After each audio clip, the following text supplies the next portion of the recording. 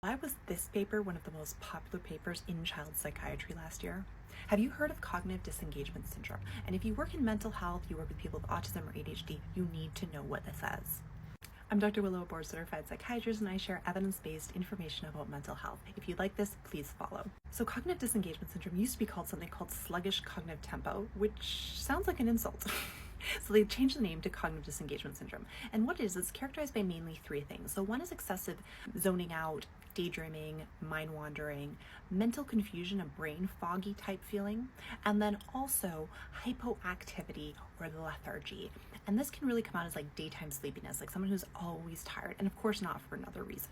So they say that cognitive disengagement syndrome occurs in about 25 to 40% of people with ADHD and predominantly inattentive ADHD, but obviously it can occur without ADHD, it can occur in other conditions like autism, and it can occur on its own. So we're trying to learn more about this syndrome currently.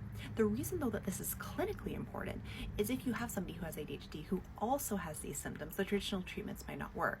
Or conversely, the other issue is people who have symptoms of cognitive disengagement syndrome and they get diagnosed as ADHD when they don't actually have the diagnosis, but it just seems like the best fit or the best way to explain what's happening to them. There's some super preliminary research saying that maybe stimulants aren't as effective in people with cognitive disengagement syndrome and potentially non-stimulants may be more effective.